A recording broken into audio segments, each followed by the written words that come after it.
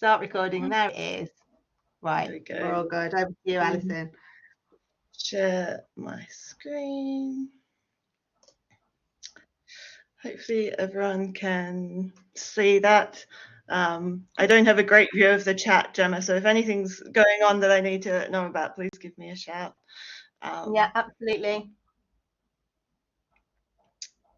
Just going to my reading view.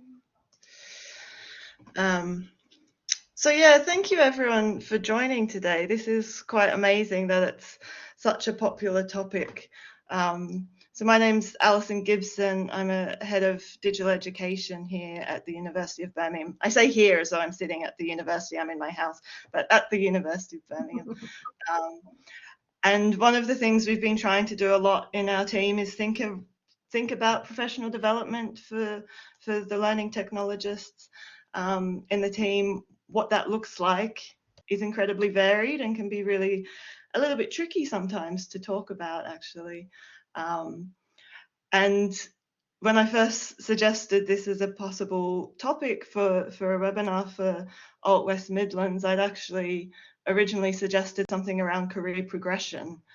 I joined a learning technology team only about 4 years ago, and one of the things I found quite quickly was that I wasn't really sure what the career paths were and what that looks like. And I thought that might be quite a good topic for a webinar. But when I started looking into it, I realized one of the reasons it was difficult for me to know is because it's difficult for everyone to know. Actually, it's a really tricky thing to talk about. And we will come to it kind of towards the end of today's session. But myself and Gemma and Lynn were talking about this last year and thinking, actually, development seems like a more relevant way to think about it. It's more about our skills and our experience and our interests within learning technology that can guide where we want our careers to go. And so that's really where the idea of today's session is lying. What kind of opportunities are available? Hopefully by the end of today, you'll kind of feel a bit more comfortable finding a direction that's useful for you and for your skills and your interests, because it's such a broad industry, learning technology, and it's one of the wonderful things about it. But it can be a little bit difficult to know what those pathways are when everyone seems to be on a slightly different one.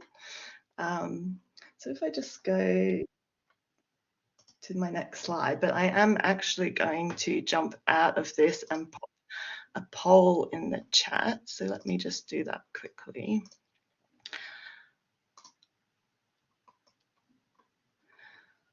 So one of the things that came up when I started researching into the idea of career progression or career development for learning technologists is that we often come from quite a broad range of backgrounds, but at the same time, they tend to often fall into 3 broad roles. So it tends to either be an IT background or an education background, or more of a digital media type of background. Let me find my PowerPoint again. There we go. And this seems to be something that we kind of take for granted, that these are the areas that are still feeding into our industry. And so I was just kind of curious to run a bit of a poll of the people who are here today to see if that's actually true. So if you're able to just pop in what kind of professional background you came from, and if it's something outside of those 3 main areas, and we can have a bit of a think about that.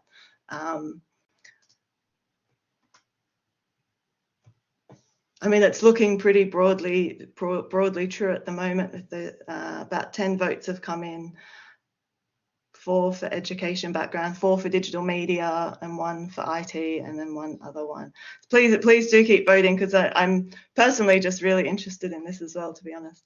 But I think one of the things when we think about that broad range of people who are coming in to this industry is that it's really easy to get a sense of imposter syndrome. I think this is something that comes up a lot in the team that I work in, because you can very easily be sitting in a room with half a dozen learning technologists, and one of them can talk very intelligently about LTI integrations and VLE analytics, and someone else wants to talk about the pedagogy of rubrics or assessment design, and someone else wants to talk about generative AI and ethics, and they're all very relevant interests and skills to have in our industry.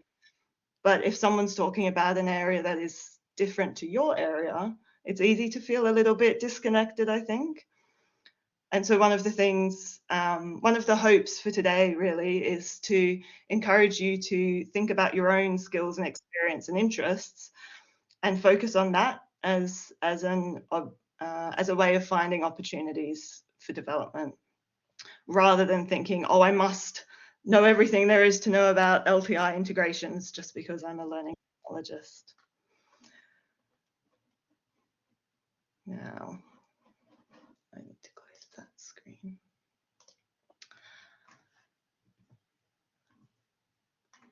So one of the things I started thinking about was what we actually do day to day in these sorts of roles. And I kind of put a bit of a brainstorm together, I suppose, of what I think happens in my team or the teams that I work with. And these were some of the things that came up. I'm very aware that this probably isn't absolutely true for everyone, and please pop some things in the chat if there are other areas that you feel like you specialize in or that you're coming across every day.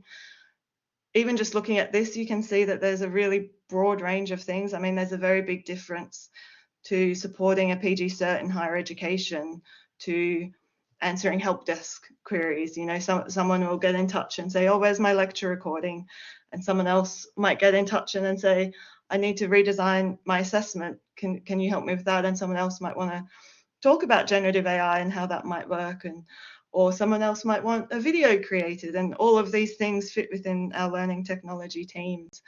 I can't actually see the chat, I just realized I did, but please do be putting some things in there if I've missed anything. There's nothing in the chat just now. I was thinking around sort of sometimes in our team sort of projects, more sort of evaluation of learning technology products and services, and kind of getting involved in rollouts and things like that was something that I just came up to the top of my head. Yeah, definitely. One of the huge things for us at the moment is around digital tool procurement as well, and looking into the functionality of different digital tools and trying to compare them and trial them and support academics with using things that are really new. So that's a huge part of it, which I haven't even put on there yet, even though that's about 80% of my job at the moment, to be honest. Yeah.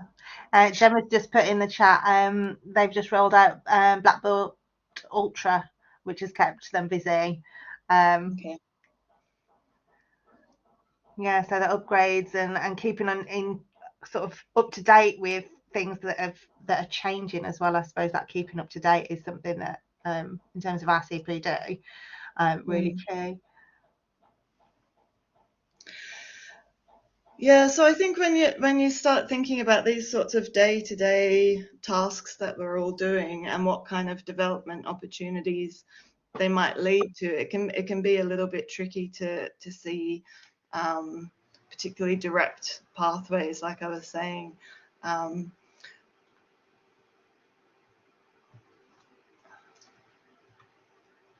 I've kind of started thinking about it and trying to break it down into these sorts of areas. So, I mean, another thing to just mention, I suppose, is the opportunities that you have access to is going to change dramatically depending on the team that you're in and the manager support that you get.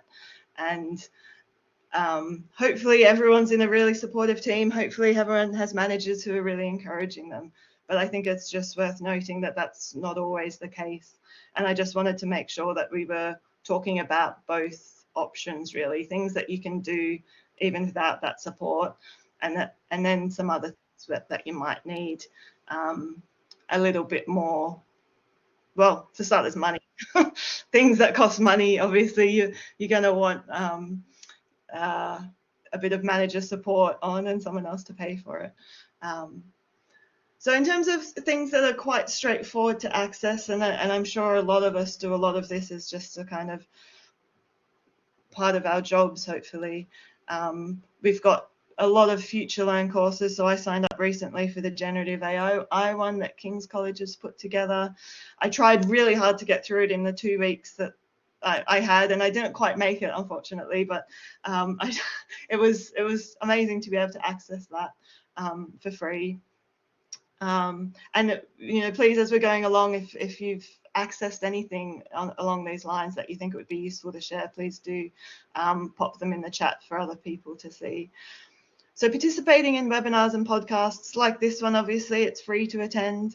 There are lots of podcasts, which I'm only just starting to get into, to be honest. I've listened to my fair share of lifestyle and pop culture podcasts, but the idea of listening to podcasts for work is actually something that's a bit new to me.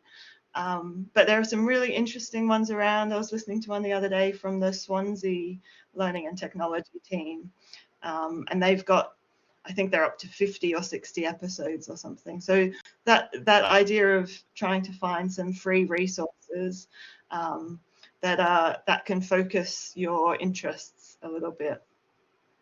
Another great option is the different community groups. So JISC in particular has a lot of these.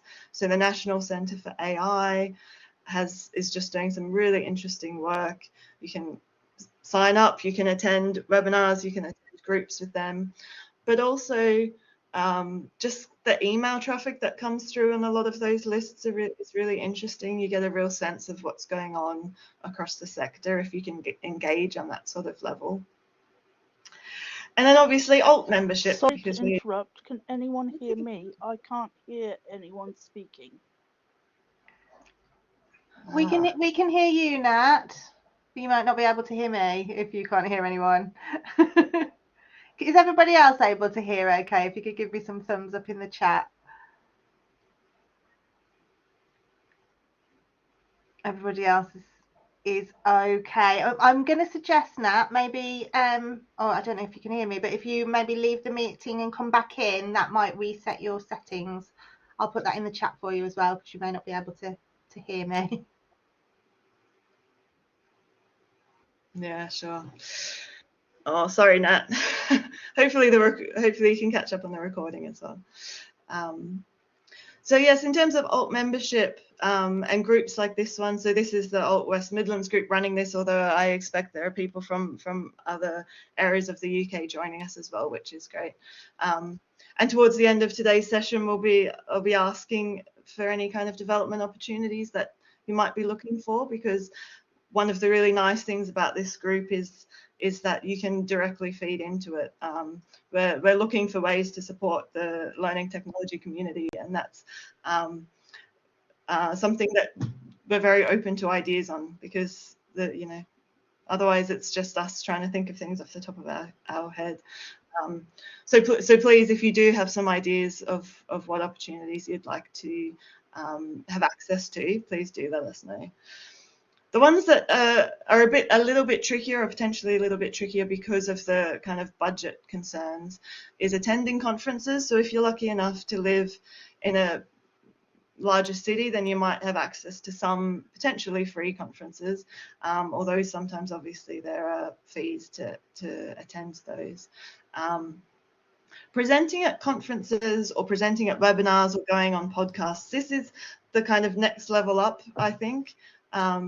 It never even really occurred to me to present at a conference until a colleague asked me to do it with them, and it was such an interesting opportunity that I'd really encourage anyone to do.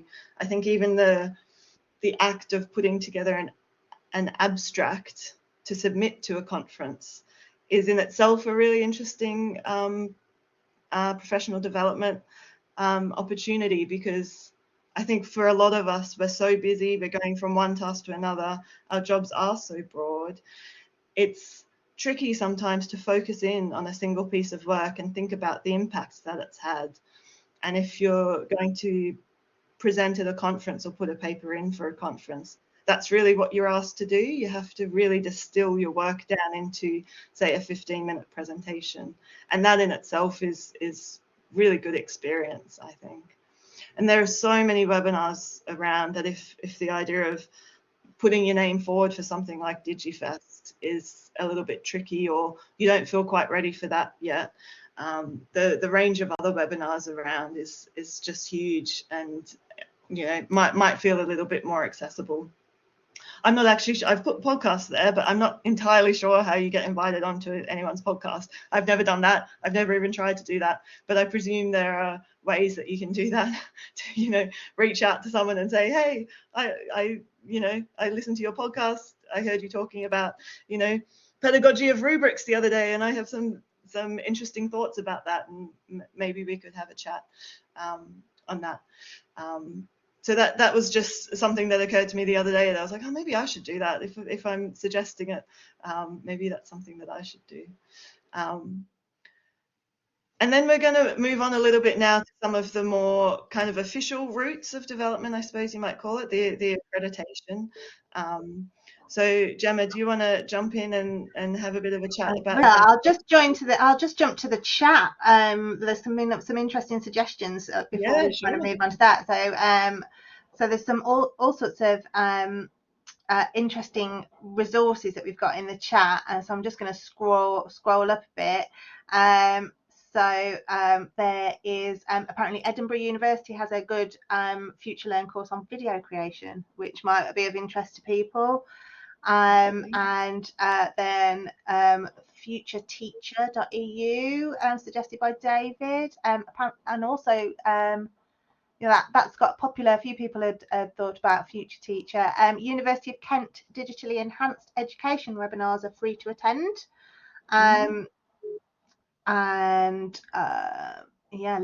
Lynn's +1 on those. Gemma has said Cardiff Uni Digi Ed team have just started their own podcast. Spotify, Anchor. There's a link in the chat. Spotify, Anchor, web link, letters and numbers.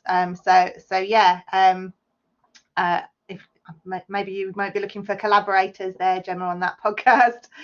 And then we've had a little bit of a chat about conferences. GISC DigiFest has got they're streaming some of their keynotes and things for GISC DigiFest live for free when that runs, which is next week, isn't it, or the week after. Open Learn getting a mention in there as well. So there's all sorts of different resources and free resources. I think it's really good for us to be able to share those. Gemma, always looking for a collab. If you want to pop any contact details in the chat there, Gemma, if you want anyone, then or if you've got any specialist subjects that you're looking for people to speak on, then get in touch with Gemma. Right, fantastic, good. Yeah, I'll have the next slide, please. Well, I'm hello everyone. I'm just do a quick introduction. I'm Gemma Whitton. I'm an academic developer in the Learning Enhancement and Academic Development team at the University of Wolverhampton. I'm also the chair of ALT West Midlands.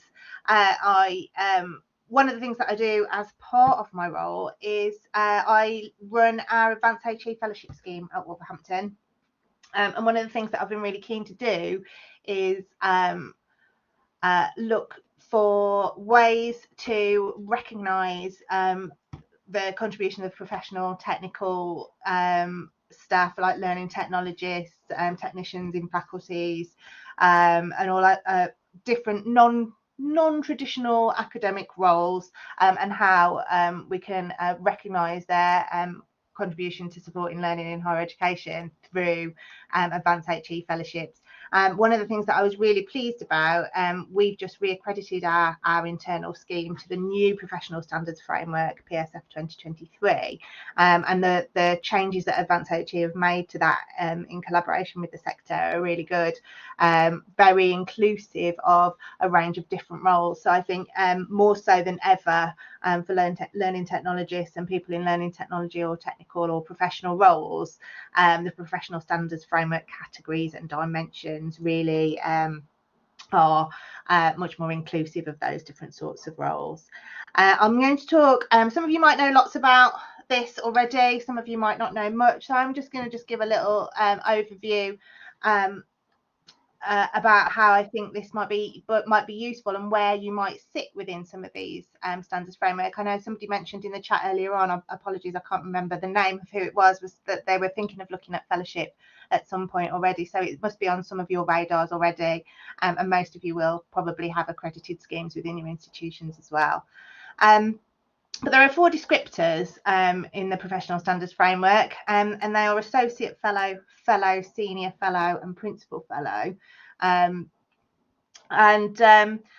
What I think is really interesting about learning technologists is that very often you'll be looking at a senior fellow role because of the impact and the influence that you have, and I'll talk a little bit more about that later on. But it's not about your seniority in your role, and I think that it's not a hierarchical structure, these descriptors for the professional standards framework. It's very much about the job that you do and the impact and influence that you have, and I think learning technologists will work with a really broad range of staff and have lots and lots of influence over the way other people are teaching or supporting learning. So really something to consider there when you're thinking about what descriptor.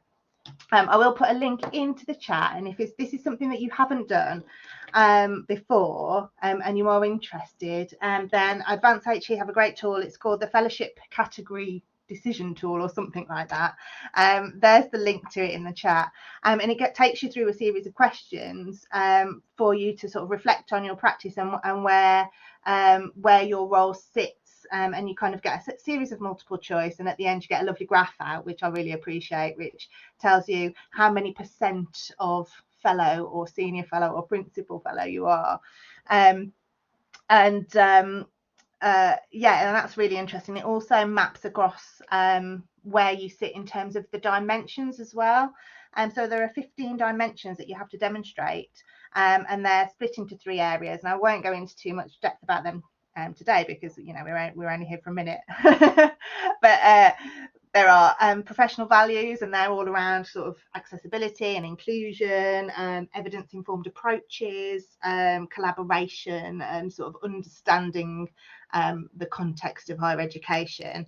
And then there's some core knowledge, and that's around understanding learners and learning and different approaches to teaching. About gaining new knowledge as well through evaluation of tools and systems. There's a special bit of core knowledge just about digital and technology and tools, and also quality assurance and enhancement. And I think that's something that links in with learning technology really well. And then there are 5 areas of activity, which is around how you plan for or prepare for teaching and learning, or supporting learning, how you engage with learners or deliver learning, assessment, feedback, support and guidance, and also enhancing practice through continuing professional development. So I think those are all dimensions that align really nicely with learning technologist roles. Have the next slide, Alison, please. So what I've put on this slide is a little bit more information about Senior Fellow, because I think actually it can be used really effectively as an aspirational guide for your continuing professional development. And some of the things that we've thought about today, that Alison talked about earlier on, like going to conferences and publishing and sharing what you've learned and sharing what you know, is a really good evidence of leadership and influence on the academic practice of others.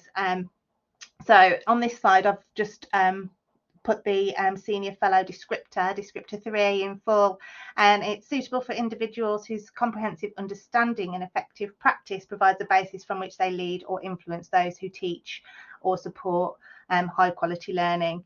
So if you've been in a role in learning technology for sort of 3, 4, 5 years or more, then you probably have got D3.1, which is a sustained record of leading or influencing the practice of those who teach or support learning. I think you would have that. I think you'd be very likely that you would integrate all of those professional values, those core knowledge, and those areas of activity, and it would definitely extend beyond direct teaching or direct engagement with students or your learners. Your learners are staff, I would say, for the most part. They will be colleagues. So there's a few questions in there around thinking about when you lead or influence others, when you might share aspects of your practice and how it's inclusive, and thinking about what CPD activities will help develop your practice towards senior fellow. And I think if you are going out there and maybe writing a blog or going on a podcast or presenting at a conference about what you know, then you're certainly extending your reach beyond. If anybody's got any other suggestions around that, then please feel free to put that in the chat. But I hope if anybody wanted to chat more about Advanced HE in the future, I'm sure, and the sort of fellowships and working towards it as a learning technologist or technical role, then that would potentially be something that we could do in the future. Have we got time to take any questions if there are any, Alison? Yeah, I think so. I was just going to say, Gemma, I haven't mentioned this, but I'm going for my senior fellowship, hopefully in the May deadline. Fantastic, good, glad to hear it. I should think so too. I'm half. Yeah. It's been on my to-do list for probably 2.5 years. Yeah, it does. I mean, it's one of those things. It's really you really have to be quite I'm trying to think of a polite way of saying it, but you really have to be determined to make that time, because we get bogged down with the day to day. But I think the main point that I wanted to get across around sort of senior fellow is that you don't have leadership and influence doesn't mean management. You don't need to be in a senior role to I mean, obviously you are, but you don't have to be. I certainly wasn't when I got my senior fellow. I still don't line manage anybody now at principal fellowship level. So it's certainly worth doing, and it's a nice way of in terms of, for me, in terms of my sort of professional identity and that imposter syndrome that you mentioned earlier on, Alison, it really helped me to write it down and then have somebody stamp it and say, yeah, you are a principal fellow, and to have that seal of approval was really useful in terms of confidence and sort of professional confidence and identity, and trying to lessen some of that imposter syndrome. So definitely a worthwhile exercise if you can find the time. Yeah, I think your point there around when do we lead or influence others, I think it's so easy to overlook the influence that we have, and that people working in these roles have so much, often one-to-one time with academics. They're directly influencing academic practice, which goes on to have an impact on thousands of students' experience. Like it's really quite immense when you break it down like that. But often it's just, I had a chat with someone over there, and then I had a chat with someone over there.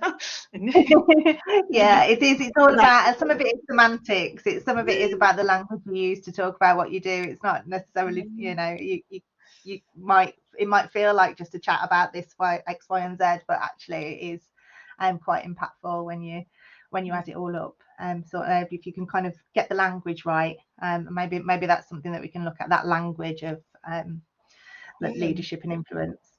Yeah, I persuaded someone to do this, and yeah, all of that. Yeah, absolutely. Yeah, procrastination. Phil in the chat has said CMART and Advanced HE fellowships, they really lend themselves to procrastination. I had a draft of principal fellow on the go for about 3 years before I actually submitted one. I rewrote it about 5 times. John can probably tell a story about that when we come to John in a second.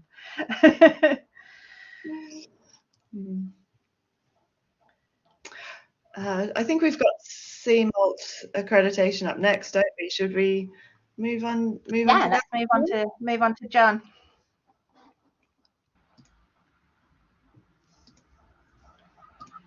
Hello, can you all hear me?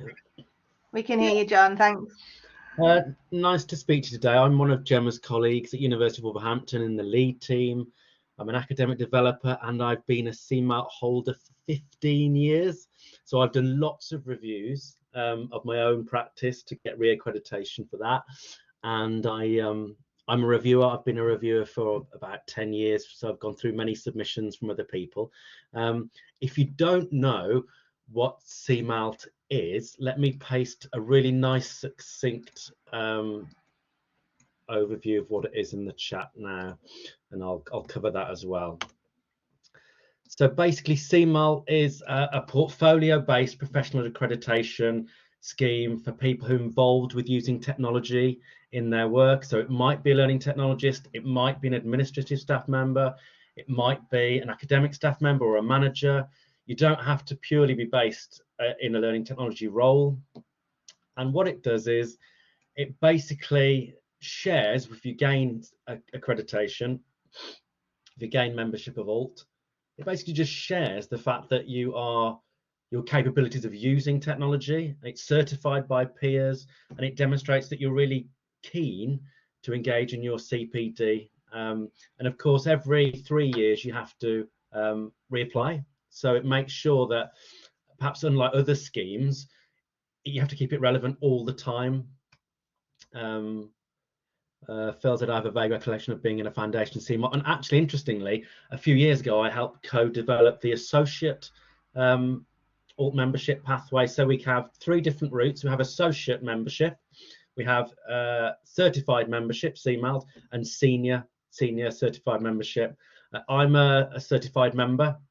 Like many of you talking about procrastination, I've been so busy I've never got around to doing my senior. And I was completing my senior, my CMALT submission a few months ago to renew every 3 years, and I thought I should have really cracked on with senior. So that's my aim for next time. So yeah, I'm struggling as well. But I guess when you want to submit, if you're interested in looking at it, I pasted earlier up in the chat about the scheme and about some events that you can attend. We do webinars, so you can attend a webinar. And then the 3 submission dates across 2024 this year, I'll paste those in the chat as well. We've had the first one. So the first one was in January. So I'm now reviewing submissions. I've just done mine. We've got another submission date for your application for your submission in May, and another one in September. So they're nicely spread out. You get lots of time to plan and prepare and to build a kind of a portfolio of evidence ready to submit. You can attend the webinars that I've pasted in earlier. And basically, let's cover CMALT. If you're looking to go for CMALT, what it is it's a contextual statement. So you'll be writing about who you are, what your role is, why you do what you do. You'll have a core area 1, which is about operational issues like the way that you use learning technology. Core area 2 is about learning and teaching, so the interplay of pedagogy, andragogy with technology. So how do you do that? You know, where's your evidence for that? The third area, core area 3, is a wider context one, and that tends to be around policy and legislature, say for GDPR, for example, or copyright. The fourth area is communication with others. So it's really important. How do you communicate and collaborate with peers? So for a learning technologist, that would probably be working with academic colleagues, working with people in your team, perhaps working with external relations to kind of promote the work you do. And then you have a specialist option, which you can choose. So that's something you decide to specifically focus on and share with whoever's reviewing your portfolio. And I see everything from kind of rollout of new VLEs to creating cool new Moodle things, to adopting social media sites within education.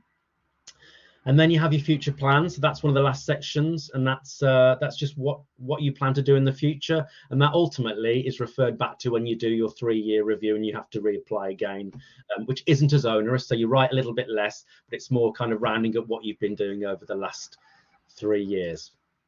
The structure, and this is really important, the structure of your submission is basically a description for each of those core areas I've talked about. You need to be writing a description about what you're sharing. So for example, if you're talking about learning and teachings, you might write about a new approach to using Moodle that you've adopted for a chemistry class, for example.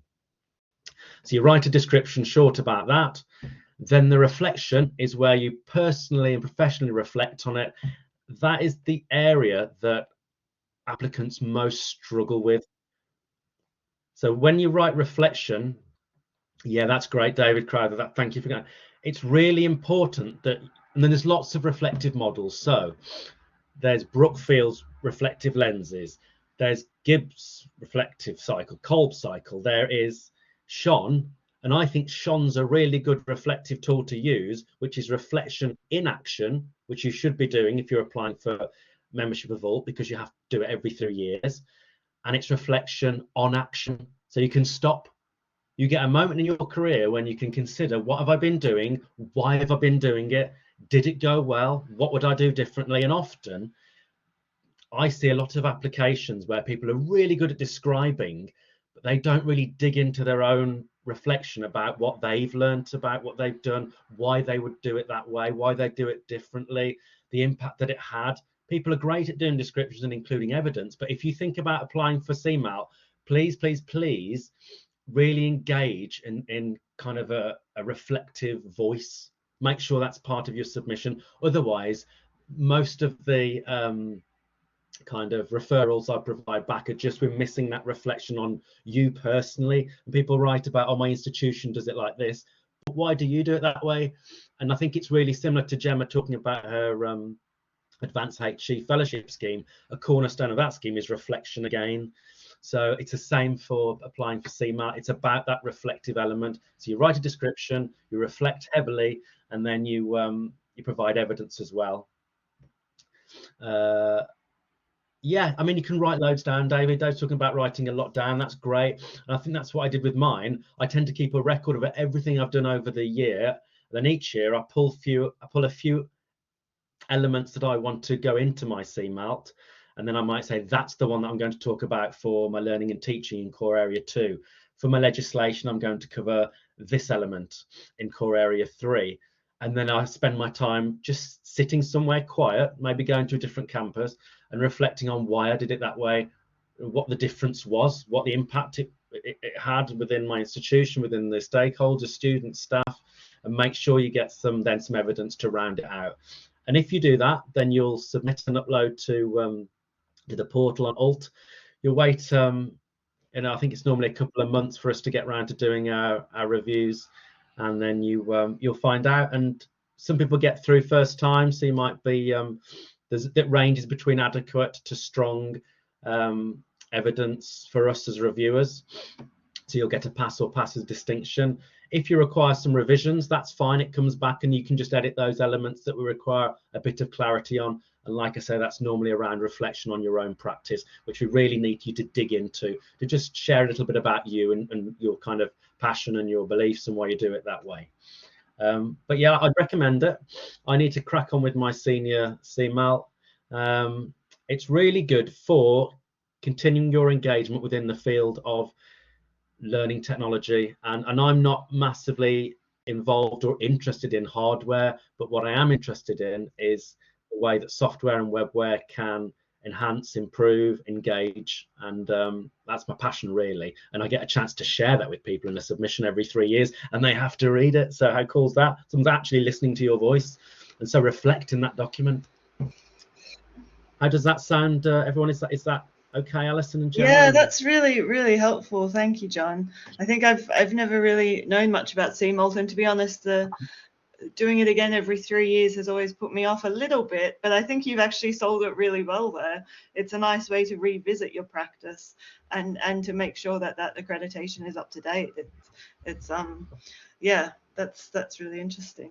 And we don't get a chance to often do it, but you get an opportunity for a couple of days every 3 years just to check whether the direction you're going in is the right direction for you and your career development. Are you having an impact? And I've seen my career transition from a senior technician in the arts to become a learning technologist, education developer, academic developer, principal fellow, just because those 3 year cycles are really important for me doing my CMALT. They give me a chance to see, oh, okay, I'm actually going more in this direction. I'm starting to see successes in this area. And then my my career progression has followed those 3 years. So I'd recommend it to everyone to consider it. Yeah, that's really interesting. I'm going to focus on my fellowship this year, but maybe I'll think about CMALT next year. Me too. Lynn's put a really Thanks, nice Lynn. comment in the chat about CMALT actually, because I don't know whether you want to come on and talk about this, Lynn, but unlike most professional accreditations, you can do the PAC portfolio in any form on any platform that you like for CMALT, and share it that way. And I think if you are sort of creatively inclined, that can be quite a nice draw as well, can't it? Oh, yeah, I absolutely agree. I mean, that's one of the strengths of it for me, that in terms of getting your authentic voice across, you are not in some straitjacket. Some professional accreditations, which will remain nameless, are virtually a Word template that you type into. But obviously, being in the sphere we've got tons of digital evidence. We want to be sharing videos and vlogs and blogs. So the opportunity to use a Padlet or WordPress, or as, oh heavens, I'm not sure who it said. Gemma, yeah, Google, it is just frees you up to get your authentic voice across, and I think that's a really really powerful thing. Yeah, that's such a good point. Lynn, while you're there, do you want to jump into your part now? That would be really good, thank you. Yes, let me pop my video on so you can see me. First of all, apologies, my guest appearance is a head cold today, so if I have to take a sneeze break, you'll excuse me. Lovely to see so many people here today. Thanks so much, Alison, Gemma, and John. Really sort of fascinating stuff there. And I'm talking about raising your professional profile in, perhaps what we might think non-conventional ways. For those of you, I've seen quite a few friendly sort of names in the delegate list. For those of you who don't know me, my name is Lynn Taylorson. I am Director of Real-Time Education. You can follow me on Twitter there. That's where I hang out an awful lot. In terms of projects, at the minute, I'm working on some AI strategy for FE, Middle Management and Leaders for Education and Training Foundation. And I'm also, this is I think timely, but possibly a little early, I'm co-designing a new micro-credential for digital learning for the Digital Learning Institute, and that's for Learning Technologists. Unfortunately, because we're at the storyboarding stage, it's a little bit early to talk about it today, but I'm having terrible trouble with my co-designer. You might have heard of her. Her name's Maren Deepwell, and I'm having to keep her in line. So we're having tremendous fun, and I might come back and talk about that, because actually it's a great career progression thing. However, today it's not just about your CV is what I want to talk about. If I can have the next slide, please, Alison. We probably don't want to get hordes of paparazzi every time we do walk out the front door, but a really important part of your career progression is being able to showcase your expertise, your authority, and your experience to the technology community, but also to your college, your university, your employer out in industry. And we've spoken already. I think Alison's covered really well the conventional routes, like perhaps conferences or journal articles. But the one thing I'd say about journal articles, if you're going for a peer-reviewed journal, that is a very advanced piece of writing. It's going to take an awful lot of time and care and love. It might be rejected. Sometimes you have to pay for the privilege. And you might be at the stage of your career where you're doing an awful lot of really creative things, but you're not quite ready for the peer-reviewed journal. So what do I do if I'm thinking of doing that in the future, but I want to ease myself in? Well, seeing as we're so expert in the digital domain, we've got an awful lot of choice nowadays, and these are some of the things that I want to talk about for this 10 minutes. Why not do a blog instead? Why not do a vlog? Why not set up your own YouTube channel? We've got the opportunity of podcasts or webinars, social media interactions, and I've put that final bullet point at the end, because please get in chat. And if I am looking to raise my professional profile across my sector, and we haven't listed anything so far, then please do pop it in chat. We'll be really interested to share your thoughts on it. If I can have the next slide, please. My other hat at the moment, other than the two I'd mentioned, is working for ALT and the UFI VocTech Trust. For those of you who've not come across UFI, they are promoting and funding through grant calls and things like that, anything to do with what they call VocTech, which is any learning technology or digital tools that is to do with movement into the workplace, so a vocational learning and training. And as I say, my other hat at the moment is Amplify FE, and I just want to clarify that at the moment. We are Further Ed's fastest growing community of practice. We're very proud of that. But when we say Amplify FE, we are talking really about anything post-16 education. So I'm not just ring fencing this to people in an FE college or a sixth form college, anything but, and I will elaborate on that for a moment. But I'd like to talk a little bit more about Amplify FE and more widely opportunities about how we might raise our professional profile. So if Alison, you could flip me onto the next slide, please. So as I said, it's led by ALT and the UFI VocTech Trust. I'd be really interested in chat to have a thumbs up from anyone who's heard of it or interacted with Amplify FE yet. So if you have, let us know how. So relatively new, and we like to think of it as a community of communities of practice. So it's been around since October 2020, and I'm sure that's out of date. I think it's about 2,900 professionals now. So in further vocational technical education, which gives us a strong community, and collaboration is the key thing, and getting voices out. So that's what we're all about. So if you can flip me on to the next slide, please, Alison. So what does the Amplify FE space have in its strand? It's all about sharing and learning from each other. So sharing learning technology expertise, so we're not operating in silos, but it's not just about the technology. We want it to be rooted in digital pedagogy, and we want to give people professional development opportunities. We like to champion accessible, inclusive learning tech, as we all do. My other hat is as a researcher at the moment for Amplify FE. So I've been conducting research in how we narrow the digital divide for vocational learners who are most at risk of being impacted by lack of access to digital. So there's definitely a research branch as well. My lovely colleague Emma Proctor-Legg does research into digital communities as well. So I'll give you links where you can check all of those out in a while. What I want to focus on today is that fourth strand, which is amplifying the voice of professionals in strategic developments. And here we're talking about expert webinars, podcasts, blogs, but also just social media promotion of anything that you're doing. So Amplify FE has got a presence on Threads, on Twitter, X, also on LinkedIn, on Facebook, and also via the website, which will enable you to shout about what you're doing. Alison, if you can flip me on to the next slide, please. So the way that this manifests itself is regular expert webinars and podcasts. And we featured individuals talking about their research, perhaps, a team with, a new product or service that they're wanting to sell, whole organizations, anything to do with what we call VocTech innovation. So if you are using a learning technology or a digital tool somewhere in the vocational sphere, so in other words, looking towards learning for work and the workplace, then it's for you.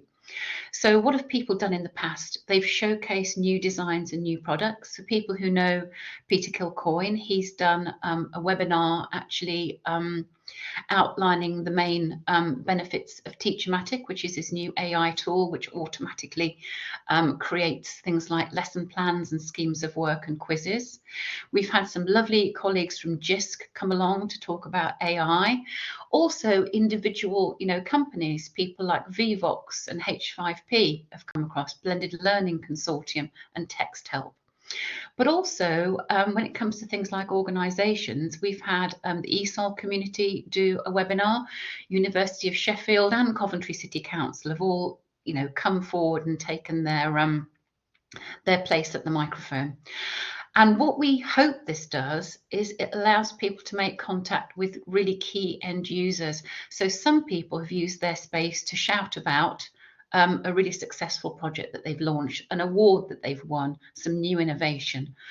Other people might have a product or an idea that's in the development stage, and what they want to do is connect with their target audience and maybe, you know, show them some wireframes, ask them some questions about their needs. It can be anything like this. It can be demonstrations of a new digital strategy that you're using with learners, provided it's digital and it's towards sort of work facing, then we'd love to hear from you. If I can have the next slide, please, Alison. So in terms of the things like blogs and podcasts, I always think it's really helpful if people can see a little bit of what's gone before. So I've put QRs and bit.ly links there. So on the left-hand side, you can read some of the past blogs. So you can see we've got stuff from JISC, immersive learning. PhysiNewt, for those who've heard of it, is an attendance monitor. So, you know, a great variety there. And also past podcasts. So the value of an effective VLE, the power of Twitter chats, the power of curiosity for learning. And I will also drop links into the chat for you, absolutely. We will share this presentation with you, so you'll have a chance to follow those and use the QR codes the easy way as well. So please take the opportunity to have a look at what's gone before. If you want to contribute, it should give you a good idea of how you do it. If I can have the next slide, please, Alison. So to join the conversation, that will get you onto the sign-up list. So then you'll be having regular mailings from us, and it'll highlight things like upcoming podcasts. But if you are immediately, and I hope so, inspired to do a podcast, host a webinar, write a blog, anything like that, then my wonderful colleague Chloe Hines at ALT is the person to contact. So the QR will lead you to the sign-up page, and then you'll find that Chloe's email address is there. You can always contact me as well. So get in touch if you would like to discuss the opportunity of a podcast or a webinar or what that might look like. If I can have the next slide, please. So we'd love you to get in touch with Amplify FE and take your part at the microphone.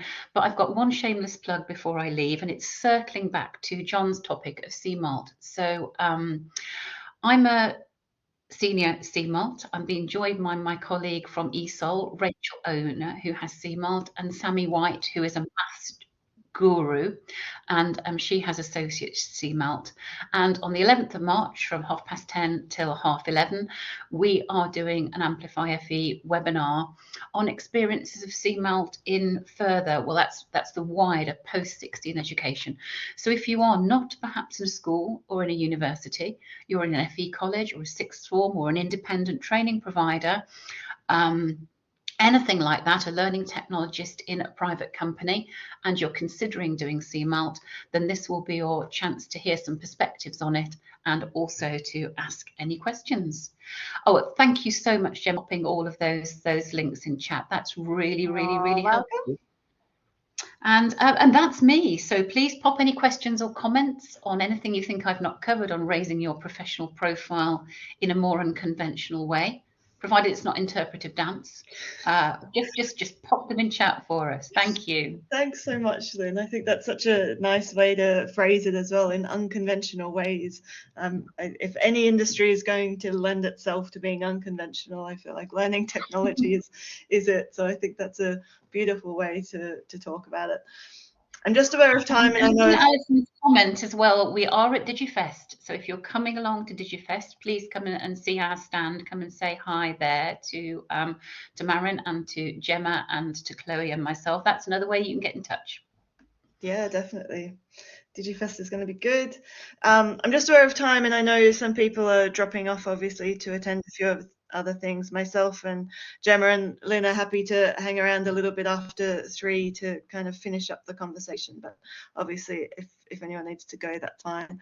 I just wanted to end on the idea of actual career pathways, I suppose, in terms of learning technology, which feels like a bit of a funny thing to drop in at the end here, but it did strike me when I was looking into this webinar that they didn't feel like a huge number of options, and I'd be really interested to know if anyone has anything else to add to this. So when I was looking into it, it seems like, you know, there are these progression into learning technology, and then there's maybe senior learning technology roles as well. There's all this career development that we've been talking about today in terms of what you can do while you're in these roles. And then in terms of other sorts of progression opportunities, they seem to sort of mainly fall into these 4 areas. And to be honest, I'm not even sure these are progression. It's hard to know what is progress. I mean, we can get all existential about that if you like. But you know, there's the idea of management roles, leading teams within higher education or further education, academic development, so looking more into educational research. There's the sort of corporate or commercial side, and I've seen a comment from someone in the chat around this as well, which was really interesting. I know some colleagues who've moved in that direction as well, out of the universities, say, and into more of the corporate or commercial sector. And then there seems to be more and more freelance consultancy going on. I get emails asking me to recruit various consultants. So that's clearly something that people are doing, and doing quite well. And at the last ALT conference, I actually had quite a long conversation with someone who was there as a freelance consultant, and really enjoyed it, and had some really interesting things to say about how he made that career choice work for him. You know, there was a lot of variety, like a lot of freelance work. It can be difficult, you know, you not necessarily knowing where the next job is, and those sorts of things. But for some people, it seems like a really, really interesting and useful option. So that's where we're going to leave it for today. This was a kind of chance to go over to you, everyone who's been participating today, but the chat's been so active, I feel like we've gotten a really good sense of where people are. But if anyone wants to stay and have a bit of a chat about anything that we've been talking about today, please do. I can see Gemma's put the date in for the next ALT West Midlands informal cuppa and a catch up. So that's March 20th at 10 a.m. Where we'll be able to have a bit of a chat. Maybe about DigiFest. It'll be the week after DigiFest, that one. Oh yeah, that would be nice. Yeah, I'm not going, so I would like to like to hear all of the news, please. Okay. Well, that sounds good. Well, thank you everyone who's been here today. It's been a really nice session. I'm really looking forward to looking back over these comments, because I feel like I've missed some of those as well. It's been a very vibrant in the chat, very vibrant. Indeed. A question from Beth then: is it Aurora running universities? Aurora is a women's leadership program that is run by Advanced HE. Most universities sponsor people to go on that, so I would ask your HR or organisational development department whether or not they sponsor people to go on that. It will all depend on your university, but definitely a great program. It's something that I've done myself and really thoroughly got a lot out of. So yeah, certainly recommend. Just a lovely supportive space and an ongoing community as well.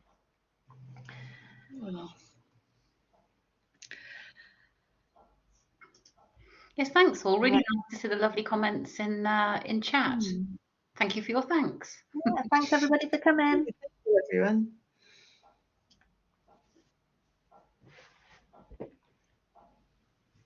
Hopefully we've talked some of you into doing an ALT podcast or a blog or a webinar. Who knows? Fingers crossed. I'll stop that recording now.